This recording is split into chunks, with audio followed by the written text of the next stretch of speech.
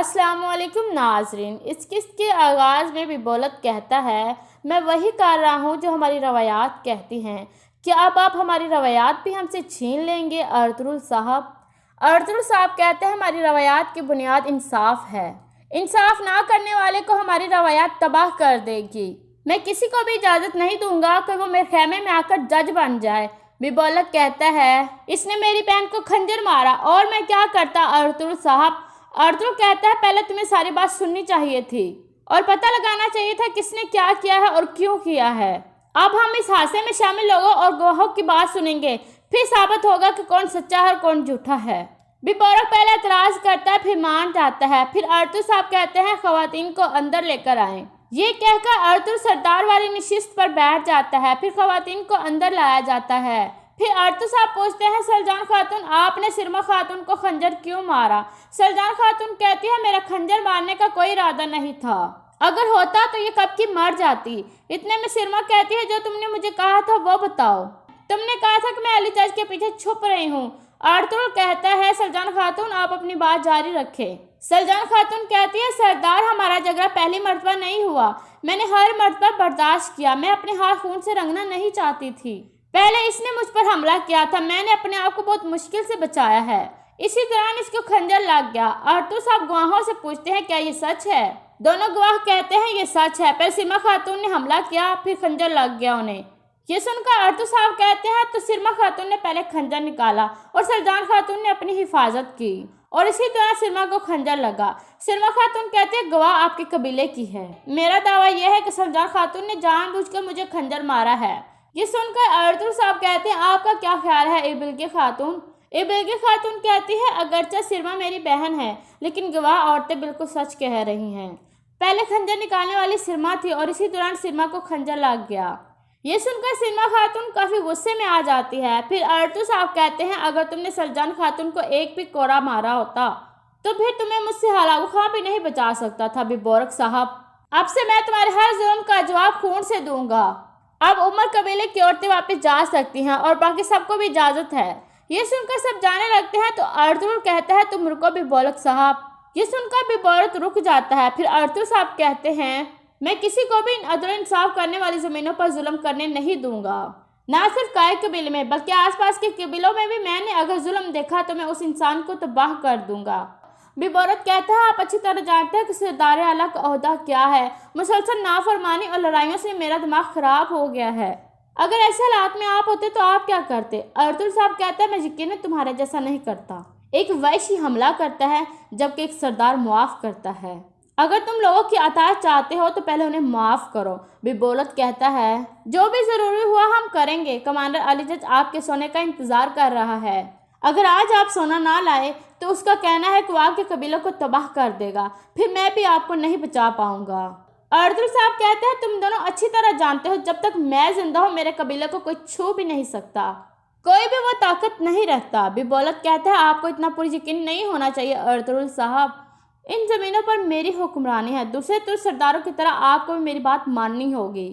اب میں چلتا ہوں، کمانڈر علی جج میرا انتظار کر رہا ہوگا۔ اس کے بعد ببولت جانے لگتا ہے تو ارطغرل صاحب کہتے ہیں، ببولت صاحب، جیسے ایک کہاوت ہے کہ آپ درخت پر تکیہ نہیں رکھ سکتے کیونکہ وہ جل سکتا ہے، ایسے ہی آپ عارضی لوگوں پر تکیہ نہیں رکھ سکتے کیونکہ وہ مر سکتے ہیں۔ تم اچھی طرح جانتے ہو کہ امیر بہاؤالدین کا خاتمہ کس طرح ہوا تھا، انہیں منگولوں نے قتل کیا تھا جن پر وہ تکیہ رکھتا تھا، ایک دن تمہیں بھی اندازہ ہوگا، پھر تمہیں ایسا محسوس ہوگا کہ تمہارے لیے کوئی بھی نہیں بچا، پھر صرف تمہیں ایک تلوار نظر آئے گی جو تمہیں کاٹ ڈالے گی۔ اس کے بعد سوگت کا منظر دکھایا جاتا ہے۔ علی جج ایک کمرے سے باہر آتا ہے تو سبوتائی سے پوچھتا ہے کہ ارطغرل کی خبر آئی ہے؟ سبوتائی کہتا ہے، وہ قبیلے آ گیا ہے۔ علی جج کہتا ہے، کیا وہ سونا لے کر آیا ہے؟ سبوتائی کہتا ہے، یہ ہمیں نہیں پتا۔ علی جج کہتا ہے، اگر ہمیں اس طرح سونا نہ ملا تو ہم ذرا رحم نہیں کریں گے، ہم پورے کائی قبیلے والوں کو جلا دیں گے۔ اب تم اس بات کو یقینی بناؤ کہ ہلاکو خاں کی طرف صندوق بھیج دیا جائے، اس سے ہمیں کچھ وقت ملے گا، جب تک مجھے کیچ کوچ اور سونا نہیں ملے گا میں واپس نہیں جاؤں گا۔ یہ کہہ کر علی جج آگے بڑھ جاتا ہے۔ درکیوس بھی ساری باتیں سن رہا تھا۔ دوسری طرف کائی قبیلے میں حما خاتون کہتی ہے، وہ علی جج پاگل کتے کی طرح ہمارے قبیلے آیا تھا، اس کے سپاہی مارے گئے تھے، وہ طوفان برپا کر رہا تھا۔ پھر حکیم ہرتک کہتا ہے، अगर उसे आज सोना ना मिला तो सब कुछ तबाह कर देगा सरदार। अर्तुगरुल कहता है, अली जज अच्छी तरह जानता है कि काई कबीला आम कबीला नहीं है। अगर उसे सोना ना मिला तो वह कोई और मौके तलाश करेगा। सिर्फ भौंकने वाला कुत्ता एक भेड़िए को नहीं डरा सकता। दूसरी तरफ सिरमा कहती है, मुझे तुम्हारी समझ नहीं आई बाजी। अगर तुमने झूठा बयान दे दिया होता तो असल जान खातून का खात्मा हो जाना था।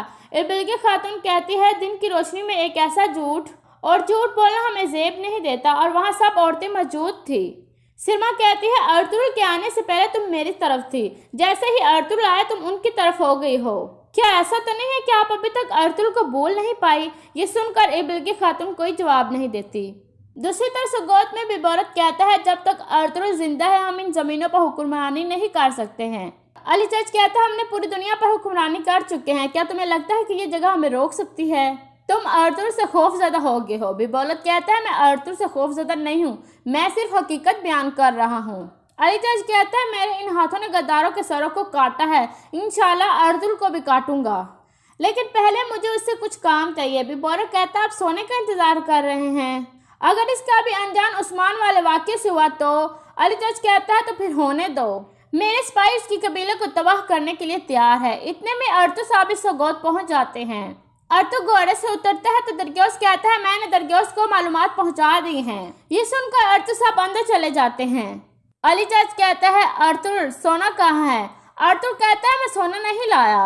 अली जज कहता है, क्या मतलब है कि तुम सोना नहीं लाए? क्या तुम्हें खबर नहीं मिली थी कि अगर तुम मुझे सोना ना दोगे तो मैं तुम्हारे कबीले को जला दूंगा? अर्तुगरुल कहता है, खबर मिली थी, लेकिन तुम कुछ भी नहीं कर सकते। अली जज कहता है, तुम्हारी इतनी जुर्रत, तुम इतने पुरयकीन कैसे हो सकते हो? क्या तुम जानते नहीं कि मैं तुम्हारे कबीले पहुंचने से पहले तुम्हारे कबीले को तबाह कर सकता हूँ?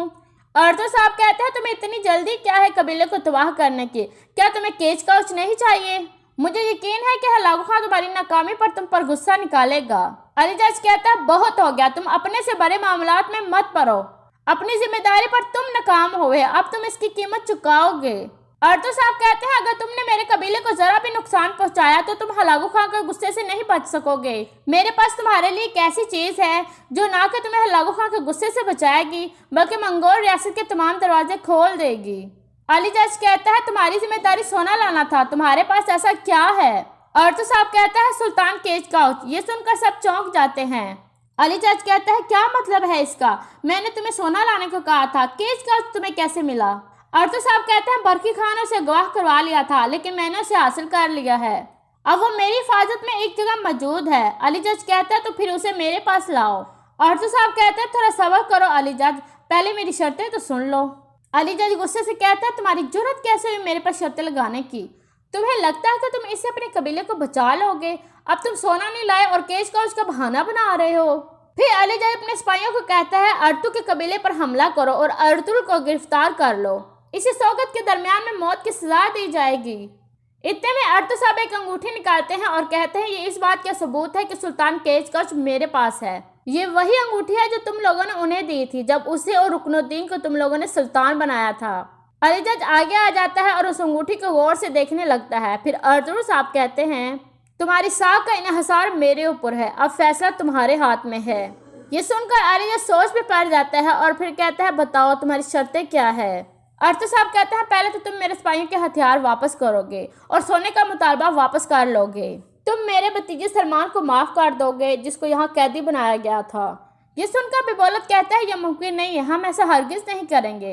अर्तुगरुल साहब अली जज से कहते हैं कि बिबोलत का रुतबा तुमसे ऊंचा है तो मैं फिर उससे बात करता हूँ। ये सुनकर अली जज बिबोलत को कहता है, एक कहावत है, जब तुम अकेले हो तो अपने ऊपर ध्यान दो और जब तुम लोगों पर हो तो अपने अल्फाज पर ध्यान करो।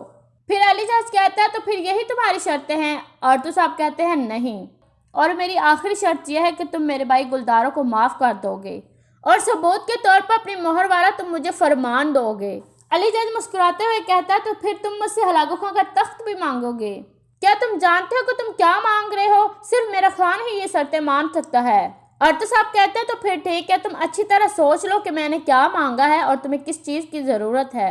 تھوڑی دیر سوچنے کے بعد علی جج کہتے ہیں مجھے تمہاری تمام شرطیں منظور ہیں۔ اگر یہ چال ہوئی اور مجھے کیچ کاچ نہ ملا تو میں واپس آ کر تمہارے قبیلے کو تباہ و برباد کر دوں گا۔ اس کے بعد جنگل کا منظر دکھایا جاتا ہے۔ ارطغرل صاحب کے ساتھی وہاں موجود تھے۔ بامسی کیچ کاچ کی کہتا ہے جب علی جج ارطغرل صاحب کی شرطیں مان لے گا تو ہم اس جگہ آپ کو چھوڑ آئیں گے جہاں سے ہم نے آپ کو حاصل کیا ہے۔ کیچ کاچ کہتا ہے اگر علی جج نے ایک چال چل دی اور ہمارا منصوبہ ناکامیاب ہو گیا تو۔ یہ سن کر ترگت کہتا ہے ایک دفعہ علی جج شرطیں مان لے پھر ہم اپنی پوری کوشش کریں گے۔ دوسری طرف سوگت میں ارطغرل صاحب کی شرطوں کے مطابق علی جج ایک فرمان تیار کر رہا تھا۔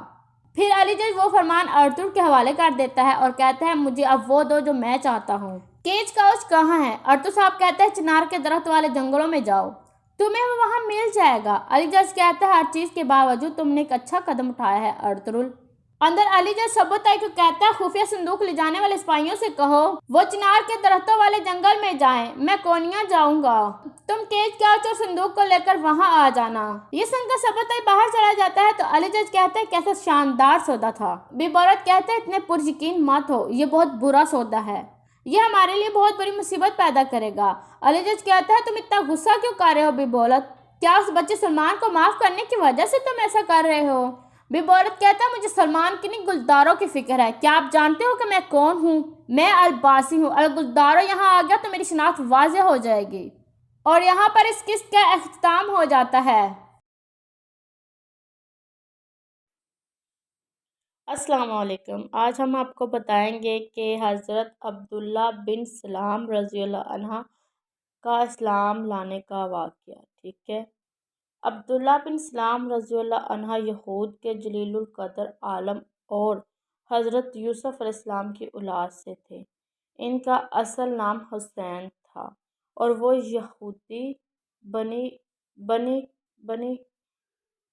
بنی قطعان سے تعلق رکھتے تھے۔ ایک دن انہوں نے رسول اللہ صلی اللہ علیہ وسلم کے یہ کلمات سنے، اپنے بیگانے سب کو اسلام کیا کرو، بھوکھوں محتاجوں کو کھانا کھلایا کرو اور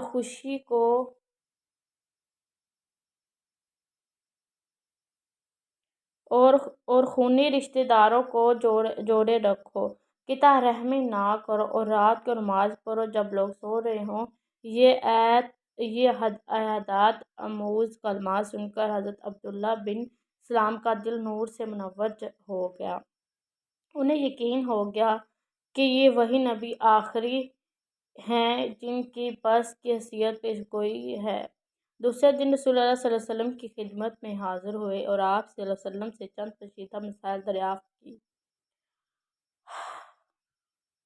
حضور صلی اللہ علیہ وسلم ان کا اطمینان بخش جواب دیا تو عرض کی یا رسول اللہ میں شہادت دیتا ہوں کہ آپ اللہ کے سچے رسول ہیں۔ حضور صلی اللہ علیہ وسلم نے ان کو اسلام قبول کرنے پر مسرت کا اظہار فرمایا اور ان کا اسلامی نام عبداللہ رکھا۔ حضرت عبداللہ نے عرض کی یا رسول اللہ میری قوم بڑی بدتمیز ہے، انہوں نے یہ سن لیا کہ حلقہ بدگوش اسلام ہو گیا ہے تو مجھ پر طرح طرح کے بہتان باندھیں گے، اس لیے میرے اسلام کی خبر کے اظہار سے پہلے ان سے دریافت کر لیں کہ ان کی میرے متعلق کیا رائے ہے۔ حضور صلی اللہ علیہ وسلم نے یہود کابر کو بلایا بھیجا اور وہ آئے۔ حضور صلی اللہ علیہ وسلم نے فرمایا تم توریت میں بنی آخر الزمان کی نشانیاں پڑھتے ہو اور جانتے ہو کہ میں خدا کا رسول ہوں۔ میں تمہارے سامنے دین حق پیش کرتا ہوں، اسے قبول کر کے فلاں دیندار حاصل کرو۔ یہودیوں نے جواب دیا ہم نہیں جانتے کہ آپ اللہ کے رسول ہیں۔ سرور عالم نے فرمایا حسین بن سلام تمہاری قوم میں کیسے ہے؟ سب یہود نے بیک آواز جواب دیا وہ ہمارے سردار کے بیٹے ہیں، وہ عالم کے بیٹے ہیں، وہ ہم میں سب سے اچھے اور سب سے فرزند ہیں۔ حضور صلی اللہ علیہ وسلم نے فرمایا اگر وہ اسلام قبول کر لے تو کیا تم بھی مسلمان ہو جاؤ گے؟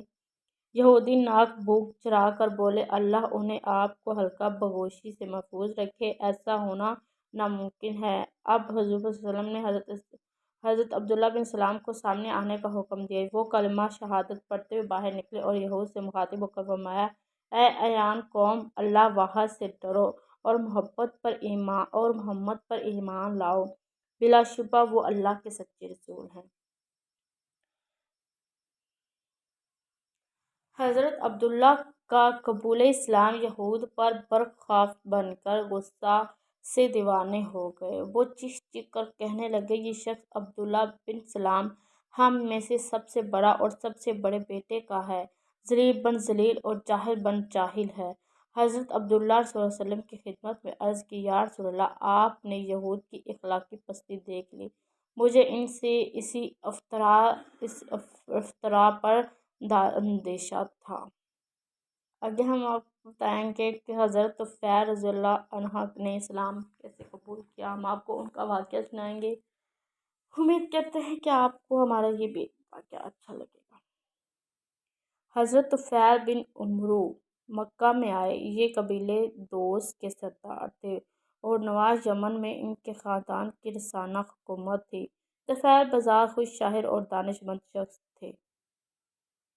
اہل مکہ نے آبادی کے باہر جا کر ان کا استقبال اور اعلیٰ پیمانے پر خدمت کی۔ مجھے اہل مکہ نے یہ بتایا تھا کہ جو شخص ہم میں سے نکلا ہے، ان سے ڈرا بچہ اسے جان آتا، جادو سے باپ بیٹے، زن شوہر، بھائی بھائی سے جدا ڈال دیتا ہے اور ہماری جماعت کو پریشان اور ہمارے نام کو ابتر کر دیا ہے۔ ہم نہیں جانتے کہ تمہاری قوم میں ایسی ہی کوئی مصیبت پڑی ہے، اس لیے ہماری زرد نصیحت ہے کہ نہ اس کے پاس جانا اور نہ ہی اس کی بات سننا اور نہ خود بات چیت کرنا۔ یہ باتیں انہوں نے ایسی عمدگی سے میرے ذہن نشین کر دی، جب میں کعبہ میں جانا چاہتا تھا تو کانوں کی روئی سے بند کر لیتا تاکہ محمد کی آواز میرے کانوں تک نہ پہنچے۔ ایک روز میں صبح میں خانہ کعبہ گیا، نبی کریم صلی اللہ علیہ وسلم نماز پڑھ رہے تھے۔ چونکہ خدا کی مشیت یہ تھی کہ ان کی آواز میری سماعت تک ضرور پہنچنی تھی، اس لیے میں نے سنا کہ ایک نہایت عجیب کلام وہ پڑھ رہے تھے۔ اس وقت وہ اپنے آپ کو ملامت کرنے لگا کہ میں خود شاعر ہوں، با علم ہوں، اچھے برے کی تمیز رکھتا ہوں، پھر کیا وجہ ہے، وہ کون سی روک ہے کہ میں اس کی بات نہ سنوں، اچھی بات سنوں اور مانوں گا، ورنہ نہیں۔ میں یہ ارادہ کر کے ٹھہر گیا۔ جب نبی کریم صلی اللہ علیہ وسلم واپس گھر کو چلے تو میں بھی پیچھے ہو لیا۔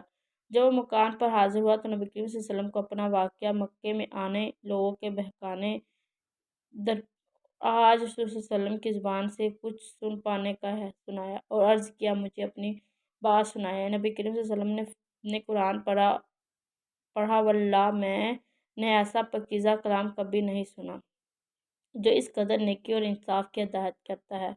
اسی وقت میں مسلمان ہو گیا۔ حضرت اسود درء کا واقعہ۔ خیبر کا محاصرہ جاری تھا کہ چرواہا اور خود رسالت پناہ کی خدمت میں حاضر ہو کر عرض گزار ہوں، یا رسول اللہ، مجھے اسلام کے ضروری مسائل کی تعلیم فرمائیں۔ انبیاء علیہ السلام کی تشریف آوری کا مقصد ہی اسلام کی شہادت ہے۔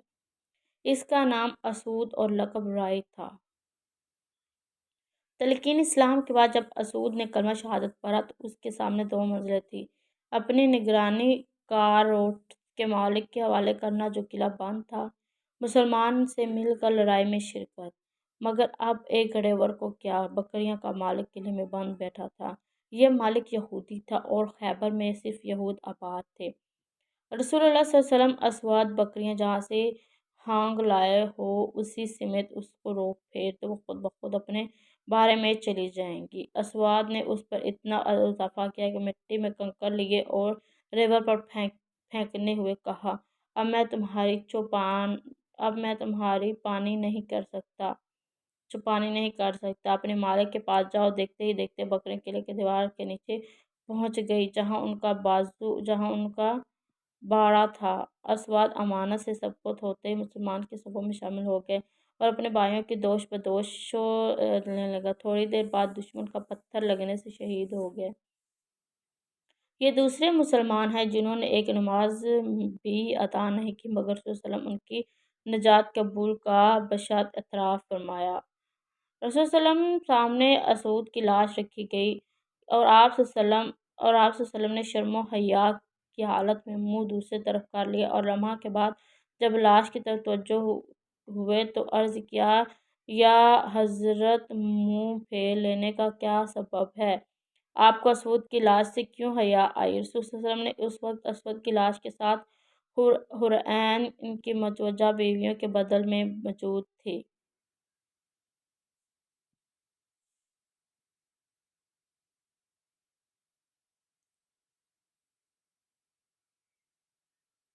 موجود تھی۔ آگے ہم آپ کو بتاتے ہیں کہ واقعہ ہے حضرت عبداللہ بن زلجان دین کا واقعہ۔ ہر انسان موت کے آئینے میں اپنے دل کی آپ بیتی کا مرقع دیکھ لیتا ہے۔ اگر اس نے اپنی زندگی میں حسد، نفاق، ریا اور برائی کے ساتھ عہد کیا، موت ہی طائف اس کے سامنے لا کر رکھ دیتی ہے۔ اس کی محبت، خلوص، خدمت اور دیانت کو شمع حیات بنایا تو موت انہیں انوار کا گلدستہ بناتی ہے، اس کی نذر کر دیتی ہے۔ حضرت عبداللہ ذوالجان دین کا انتقال موت کی زندگی میں انقطاع کی بہترین مثال ہے۔ قبول اسلام سے پہلے آپ کا نام عبدالغزا تھا، ابھی شیخ وارث کی منزل میں تھے۔ باپ کا انتقال ہو گیا۔ والدہ نہایت غریب تھی، اس لیے چچا نے پرورش کا بیڑا اٹھایا۔ جب جوانی کی عمر کو پہنچے تو چچا نے اونٹ، بکریاں، غلام سامان اور گھر بار کو ضروریات سے بے نیاز کر دیا۔ ہجرت نبوی کے بعد توحید کی صدائیں عرب کے گوشے گوشے میں گونجنے لگی تھیں اور ان کے کان میں برابر پہنچ رہی تھی۔ چونکہ روح فطرت بے میل اور شفاعت تھی، اس لیے انہوں نے دل ہی دل میں اسلام قبول کرنے کی تیاریاں شروع کر دی تھیں۔ اسلامی آواز جو عرب کے کسی ہوشے میں بلند ہوتی، ان کے لیے ڈوگ شوق کا تازہ بن جاتی۔ قبول اسلام کے لیے ہر روز قدم بڑھاتے، مگر چچا کے خوف سے پھر پیچھے ہٹا لیتے۔ انہیں ہر وقت اسی کا انتظار رہتا تھا کہ چچا اسلام کی طرف مائل ہوں تو یہ بھی آستانہ حق پر سر تسلیم ہوں۔ اس انتظار میں ہفتے گزر گئے، مہینے بیت گئے اور سال ختم ہو گئے، یہاں تک کہ مکہ فتح ہو گیا اور دین حق کی فروز مندیاں شروع ہو گئی۔ حضرت محمد صلی اللہ علیہ وسلم کی تعظیم حرم کے بعد مدینہ منورہ واپس تشریف لائے تھے۔ جب حضرت عبداللہ ذوالجان دین کا پیمانہ صبر میں لبریز ہو گیا تو آپ کے چچا کی خدمت میں حاضر ہوئے۔ کہا، محترم چچا، میں کئی برس سے آپ کے اسلام کی راہ تک ہوں، مگر آپ کا حال وہی جو پہلے تھا۔ اب میں اپنی عمر پر زیادہ اعتماد نہیں کر سکتا، مجھے اجازت دے دیجیے کہ آستانہ اسلام پر رخ دوں۔ حضرت عبداللہ ذوالجان دین کو جس بات کا خطرہ تھا وہی پیش ہے۔ ادھر قبول اسلام کا لفظ ان کے منہ سے نکلا تھا، ادھر آپ کے چچا آپے سے باخبر ہو گیا اور کہنے لگا، اگر تم اسلام قبول کرو گے تو میں اپنا ہر سامان تم سے واپس لے لوں گا، تمہارے جسم سے چادر اتار لوں گا اور تمہارے کمر سے تہ بند چھین لوں گا، تم اپنی دنیا کے بالکل دست کر دیے جاؤ گے، اسی حال میں یہاں سے نکلو گے کہ تمہارے جسم پر کپڑے کا ایک تار باقی نہ رہے۔ حضرت عبداللہ ذوالجان کی حالت کا اندازہ کیجیے۔ چچا کے الفاظ سے انہیں معلوم ہوا کہ گویا اللہ تعالیٰ نے موجودات علم ایک منڈیا بنا کر ان کے سامنے رکھ دیا اور پھر حکم دیا کہ یہ ہے تمہاری زندگی، حضرت ابراہیم کی طرح ذبح کر دو۔ عبداللہ ذوالجان دین ایک لمحے کی تاخیر کے بغیر اس ذبح عظیم کے لیے تیار ہو گئے اور فرمایا، محترم، میں مسلمان ضرور ہوں گا، میں حضرت محمد صلی اللہ علیہ وسلم ضرور اتباع کروں گا، اب میں شرک و بت پرستی کا ساتھ نہیں دوں گا۔ آپ کا زر و مال آپ کے لیے مبارک اور میرا اسلام میرے لیے مبارک۔ تھوڑے دنوں تک موت ان کی چیزوں کو مجھ سے چرا دے گی، پھر کیا برا ہے آج خود ہی انہیں چھوڑ دوں۔ آپ اپنا سامان اسباب سنبھال لیجیے، ان کے لیے دین و حق قربان نہیں کر سکتا۔ حضرت عبداللہ ذوالجان نے کہا اور چچا کے تقاضے کے مطابق اپنا لباس اتار دیا، جوتے اتار دیے، چادر اتار دی اور اس کے بعد تہ بند بھی اتار کر ان کے سپرد کر دیے۔ پھر چچا کے بھرے گھر سے اس طرح نکلے کہ اللہ واحد کے نام پر پاک کے کوئی سوا اور چیز نہیں، میں ہوں وہ گرم روح راہ وفا جو خورشید سائے تک بھاگ گیا چھوڑ کے تنہا مجھ کو۔ اس حال میں آپ اپنی ماں کے گھر میں داخل ہوئے۔ ماں نے انہیں معذر دیکھا، آنکھیں بند کر لی اور پریشان ہو کر پوچھا، اے میرے بیٹے، تمہارا کیا حال ہے؟ عبداللہ بن زبیر رضی اللہ عنہ نے کہا، اے ماں، اب میں مومن و واحد ہو گیا ہوں، اللہ اللہ اور مومن ہو گیا ہوں۔ ان کے الفاظ اس قدر تھے، انہوں نے اپنی مالی دولت دنیا اپنے ہاتھوں بیچ دی، انہوں نے اسلام کے لیے اپنی زندگی کے تمام رشتوں کو کاٹ کاٹ کر پھینک دیا۔ ان کے پاس نہ اونٹ تھے، نہ گھوڑے تھے، نہ بھیڑیے تھیں، نہ بکریاں تھیں، نہ سامان تھا، نہ مکان تھا، نہ غذا تھی، نہ پانی تھا۔ نہ برتن تھا نہ جسم پر ایک تار تھا۔ اب میں مومن اور موحد ہو گیا ہوں۔ ماں نے پوچھا تو اب کیا ارادہ ہے؟ کہنے لگا اب میں محمد صلی اللہ علیہ وسلم کی خدمت میں جاؤں گا، صرف یہ چاہتا ہوں کہ مجھے 70 پوشی کے بقدر کپڑا دے دیا جائے۔ ماں نے ایک کمبل دیا، آپ نے وہی اس کمبل کے 2 ٹکڑے کیے، ایک ٹکڑا تہہ بند کے طور پر باندھا اور دوسرا چادر کے طور پر اوڑھ لیا، اور یہ مومن اور مومن اس حال میں مدینہ منورہ کی طرف روانہ ہو گیا۔ رات کی تاریکی اپنی قوت ختم کر چکی تھی، کائنات سورج کے استقبال کے لیے بیدار ہو رہی تھی، پرندے اللہ کی حمد میں مصروف تھے، روشنی بھیگی ہوئی مسجد نبوی کی آنکھ کھڑی تھی۔ گرد سے ہٹنا حضرت عبداللہ بن ذوالجان چھاؤں میں مسجد نبوی میں داخل ہو کر ایک دیوار کے ساتھ ٹپک کر لگا کر آفتاب ہدایت طلوع کا انتظار کرنے لگے۔ تھوڑی دیر صحن میں مسجد ذات کی خوشامدید ہوگی، معلوم ہوا کہ حضرت محمد صلی اللہ علیہ وسلم تشریف لائے ہیں۔ حضرت محمد صلی اللہ علیہ وسلم نے مسجد میں قدم مبارک رکھا تھا، حضرت عبداللہ بن ذوالجان سامنے تھا۔ رسول اللہ صلی اللہ علیہ وسلم نے پوچھا آپ کون ہیں؟ حضرت عبداللہ بن ذوالجان ایک فقیر اور مسافر، عاشق جمال اور طالب دیدار، میرا نام عبداللہ غزہ ہے۔ رسول اللہ صلی اللہ علیہ وسلم حالات سننے کے بعد یہی ہمارے قریب ٹھہرو اور میں مسجد جا رہا ہوں۔ رسول اللہ صلی اللہ علیہ وسلم نے عبداللہ غزہ کی بجائے عبداللہ نام رکھا اور اصحاب سفر میں شامل کر دیا۔ یہاں اللہ کا یہ واحد بندہ اپنے دوسرے ساتھیوں کے ساتھ قرآن پاک سیکھتا تھا اور آیات ربانی کو دن بھر بڑے ہی ولولے اور جوش سے پڑھتا رہتا تھا۔ حضرت عمر فاروق رضی اللہ عنہ اے دوست، اس قدر اونچی آواز سے نہ پڑھو کہ دوسرے نماز سے خلل ہوں۔ رسول اللہ صلی اللہ علیہ وسلم نے فرمایا اے فاروق، انہیں چھوڑ دو، یہ تو اللہ اور رسول کے لیے سب کچھ چھوڑ چکا ہے۔ رجب 9 کو اطلاع ملی کہ عرب کے تمام عیسائی قبائل فسر روم کے جھنڈے تلے جمع ہو گئے ہیں اور وہ رومی فوجوں کے ساتھ مل کر مسلمانوں پر حملہ آور ہو رہے ہیں۔ آپ نے اعلان جہاد فرمایا۔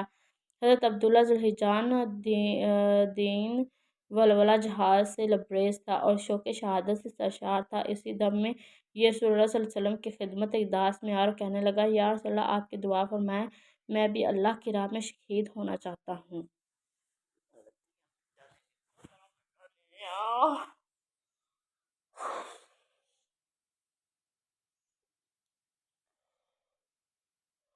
رسول اللہ صلی اللہ علیہ وسلم نے فرمایا تم کسی درخت کا چھلکا توڑ لاؤ۔ حضرت عبداللہ ذوالجان درخت کا چھلکا لے کر خوشی خوشی حاضر خدمت ہوا۔ رسول اللہ صلی اللہ علیہ وسلم نے چھلکا لیا اور اسے حضرت عبداللہ بن ذوالجان کے بازو پر باندھ دیا اور زبان مبارک سے فرمایا خداوند، میں کفار پر عبداللہ کا خون حرام کرتا ہوں۔ حضرت عبداللہ ذوالجان نبی پر کچھ حیران سا رہ گئے اور کہنے لگا یا رسول اللہ تم شہادت کا آرزو مند تھا۔ فرمایا جب تم اللہ کی راہ میں نکل پڑے ہو، پھر اگر بخار سے بھی مر جاؤ تو شہید ہو۔ سبحان اللہ بھائی، سبحان اللہ۔ اسلامی فوج تبوک پہنچی کہ حضرت عبداللہ بن ذوالجان دین کو سچ مچ بخار آ گیا۔ یہی بخار ان کے لیے پیغام شہادت تھا۔ رسول اللہ صلی اللہ علیہ وسلم کو ان کے انتقال کی خبر پہنچ گئی تو آپ صلی اللہ علیہ وسلم رضوان اجمعین کے ساتھ تشریف لائے۔ بن حارث فرنی نے روایت کی کہ رات کا وقت تھا، حضرت بلال کے ہاتھ میں چراغ تھا، حضرت ابو بکر اور عمر فاروق اپنے ہاتھوں سے میت کو لحد میں اتار رہے تھے تو خود رسول اللہ صلی اللہ علیہ وسلم قبر کے اندر کھڑے ہوئے اور حضرت عمر سے فرما رہے تھے اپنے بھائی کو ادب سے لحد میں اتارو۔ جب میت لحد میں رکھ دی گئی تو رسول اللہ صلی اللہ علیہ وسلم نے فرمایا اینٹیں میں خود رکھوں گا۔ چنانچہ رسول اللہ صلی اللہ علیہ وسلم اپنے درست دستے مبارک ہاتھوں سے اینٹیں خود رکھنے لگ گئے۔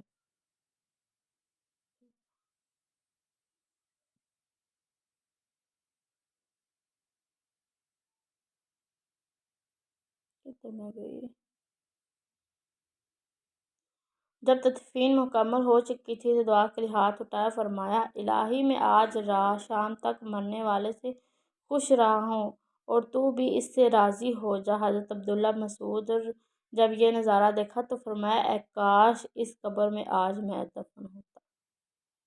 حضرت امیر حمزہ کا اسلام لانے کا واقعہ ہم آج آپ کو بتاتے ہیں۔ چھوٹی سی کہانی ہے۔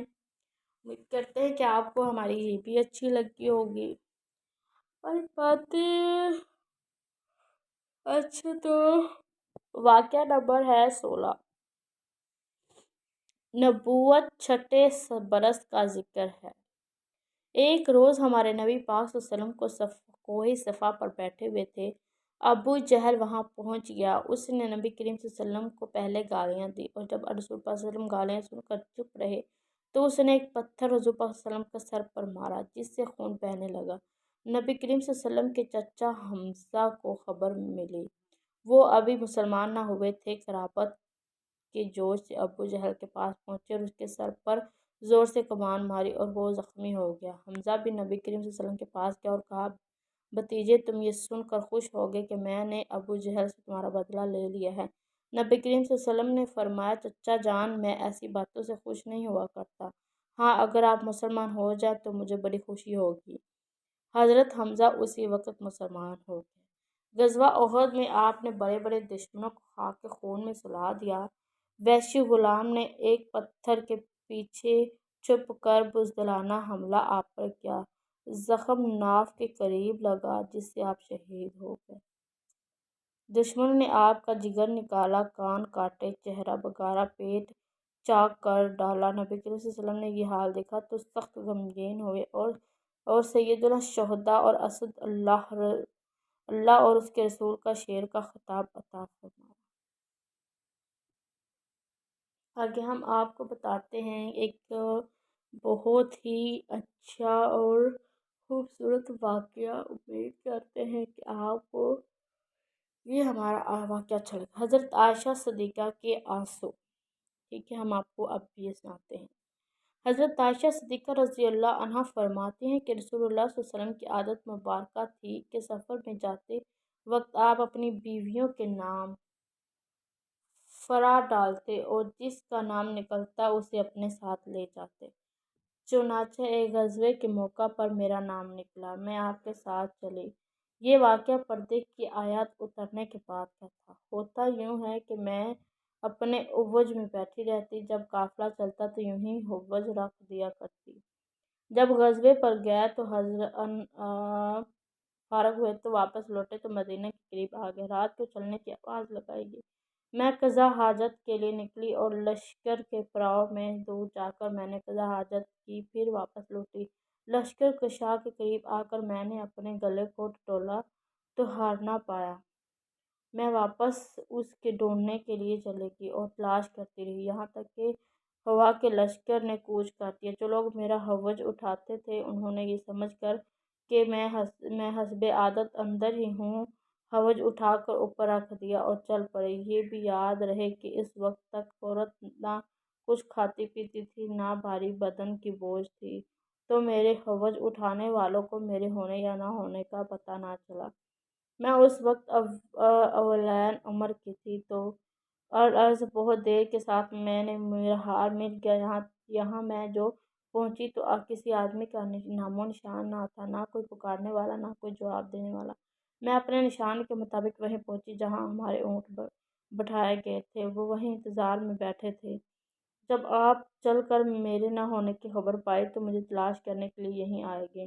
مجھے بیٹھے بیٹھے نیند آ گئی۔ اتفاق سے حضرت صفوان بن معطل جو لشکر کے پیچھے رہتے تھے وہ پچھلی رات کو چلے تھے، صبح کے چاند میں یہاں پہنچ گئے۔ ایک سوتے ہوئے آدمی کو دیکھ کر خیال آیا، غور سے دیکھا، چونکہ پردے کے حکم سے پہلے مجھے دیکھتے ہی تھے، دیکھتے ہی پہچان گئے کہ باہر آواز بلند ان کی آواز سے نکلا، انا للہ و انا الیہ راجعون۔ ان کی آواز سنتے ہی میری آنکھ کھل گئی اور میں اپنی چادر سے اپنا منہ ڈھانپ کر سنبھل بیٹھی۔ انہوں نے جٹ سے اپنے اونٹ کو بٹھایا اور اس کی ٹانگ پر اپنا پاؤں رکھا۔ میں اٹھی اور اونٹ پر سوار ہو گئی۔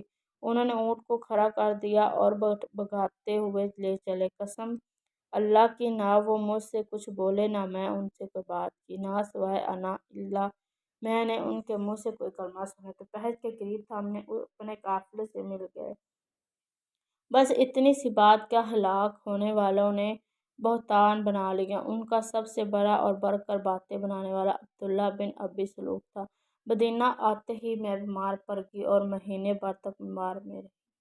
میں نے کچھ سنا نہ کسی نے مجھ سے کہا۔ جو کچھ غلب غبار لوگوں میں ہو رہا تھا میں اس سے بے خبر تھی۔ البتہ میرے دل میں یہ خیال بسا اوقات گزر رہا تھا کہ رسول اللہ صلی اللہ علیہ وسلم کی مہر محبت میں کمی کی کیا وجہ ہے۔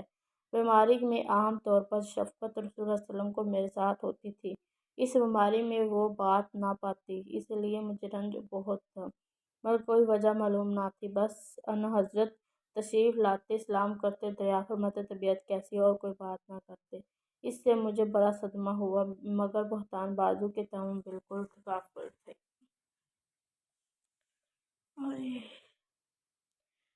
اب سنیں، اس وقت تک گھروں میں لیٹرین کا انتظام نہ تھا۔ عرب کی قدیم عادات کے مطابق ہم لوگ میدان میں قضاء حاجت کے لیے جایا کرتے تھے۔ عورت عموماً رات کو جایا کرتی تھی۔ گھروں میں لیٹرین بنانے پر عام طور پر نفرت کی جاتی تھی۔ حسب عادت اس وقت میں بہت کمزور تھی۔ مثلاً میری والدہ کی خالہ تھی، انہیں والدہ سہر بن عامر کی لڑکی تھی۔ ان کے لڑکے کا نام مصلحت بن اثاثہ بن عباد بن ابو المطلب تھا۔ جب ہم واپس آنے لگے تو حضرت مصلحت کا پاؤں چادر کے دامن میں الجھا اور بے ساہتا ان کے منہ سے نکل گیا۔ مجھے برا لگا۔ میں نے کہا، تم نے برا کلمہ بولا، توبہ کرو، تم گالی دیتی ہو جس نے جنگ بدر میں شرکت کی۔ اس وقت مسلمہ نے کہا، بولی بی بی آپ کو کیا معلوم؟ میں نے کہا، کیا بات ہے؟ انہوں نے فرمایا، وہ لوگ ان لوگوں میں ہیں جو آپ کو بدنام کرتے پھرتے ہیں۔ مجھے سخت حیرت ہوئی، ان کے سر ہو گئی۔ کم از کم مجھے سارا واقعہ تو کہو۔ اب انہوں نے بہتان باز لوگوں کی تمام کارستانیاں مجھے سنائی۔ میرے تو ہاتھوں کے طوطے اڑ گئے۔ رنجو غمار پہاڑ مجھ پر ٹوٹ پڑا۔ مارے صدمے کے میں تو بیمار اور ہو گئی۔ بیمار تو پہلے تھی، اس خبر نے تو نڈھال کر دیا۔ جو تو کر کے گھر پہنچی، اب صرف یہ خیال تھا کہ میں اپنے میکے جا کر اچھی طرح معلوم تو کر لوں، کیا واقعی میری نسبت ایسی افواہیں پھیلا رہی ہیں اور کیا کیا مشہور ہو رہا ہے۔ اتنے میں رسول اللہ صلی اللہ علیہ وسلم تشریف لائے اور اسلام کے درجات کی کیا حال ہے؟ میں نے کہا، اگر آپ اجازت دیں تو میں اپنے والد کے ہاں آ جاؤں۔ آپ نے اجازت دے دی۔ میں یہاں سے آئی، اپنی والدہ سے پوچھا، اماں جان، لوگوں نے میرے متعلق کیا باتیں پھیل رہی ہیں؟ انہوں نے فرمایا، بیٹی یہ تو نہایت معمولی سی بات ہے، تم اپنا دل بھاری مت کرو۔ کسی شخص کی اچھی بیوی جو اسے محبوب ہو اور اس کی سوکنے بھی ہوں، وہاں ایسی باتوں کا کھڑا ہونا لازمی ہے۔ میں نے کہا، سبحان اللہ، کیا واقعی لوگ میری نسبت ایسی افواہ اڑا رہے ہیں؟ اب تو مجھے رنج و غم نے اس قدر گھیرا کہ بیان سے باہر۔ اس وقت جو رونا شروع ہوا، اللہ ایک دم بھر کے لیے میرے آنسو نہیں تھمے۔ میں سر ڈال کر روتی رہی۔ کہاں کھانا پینا، کہاں سونا جاگنا، کہاں کی بات چیت اور میں ہوں۔ ساری رات اسی حالت میں گزر گئی، آنسوؤں کی لڑی نہ تھمی۔ دن کو بھی یہی حال۔ ان حضرت علی اور حضرت اسامہ کو بلایا، وہیں میں دیر ہوئی۔ اللہ تعالیٰ کی طرف سے آپ کو کوئی بات معلوم نہ ہوئی تھی، اس لیے آپ نے ان دونوں حضرات سے مشورہ کیا، آپ مجھے الگ کر دیں یا کیا کریں؟ حضرت اسامہ نے صاف کہا کہ اے اللہ کے رسول، ہم آپ کو اہل پر برائی نہیں جانتے، ہمارے دل تو ان کی محبت، عزت و شرافت کی گواہی دینے کے لیے حاضر ہیں۔ ہاں، حضرت علی نے جواب دیا، یا رسول اللہ کی طرف سے آپ کو کوئی تنگی نہیں، عورتیں ان کے ثواب بھی بہت ہیں، آپ گھر کے خادمہ سے پوچھیں، آپ کو صحیح واقعہ معلوم ہو جائے گا۔ آپ نے اسی وقت گھر کے خادمہ حضرت فرات کو بلایا اور ان سے فرمایا، حضرت عائشہ کی کوئی بات و شبہ والی کبھی دیکھی تو بتائیں۔ فرات نے کہا، اس اللہ کی قسم جس نے آپ کو حق کے ساتھ مبعوث فرمایا ہے، میں نے ان میں سے کوئی قسم کی نہیں دیکھی۔ ہاں، صرف یہ ہے کہ کم عمری کی وجہ سے ایسا ہو جاتا ہے، کبھی کبھی گوندا ہوا آٹا یوں ہی رکھا جاتا ہے اور بی بی سو جاتی ہے اور بکری آٹا کھا جاتی ہے، اس کے سوا میں نے ان کا کوئی قصور کبھی نہیں دیکھا۔ چونکہ کوئی ثبوت اس واقعے کا نہ ملا، اس لیے اسی دن رسول اللہ صلی اللہ علیہ وسلم منبر پر کھڑے تھے اور مجمع سے مخاطب ہو کر فرمایا، کون ہے جو مجھے اس شخص کی اڈیاؤں سے بچائے جس نے مجھے ایذائیں پہنچائیں؟ اب تو میرے گھر والوں کے بارے میں مجھے ایذائیں پہنچانی شروع کر دیں۔ واللہ میں جہاں تک جانتا ہوں، مجھے اپنے گھر والیوں کے سوائے بھلائی کی کوئی چیز معلوم نہیں۔ جس شخص کا نام یہ لوگ لے رہے ہیں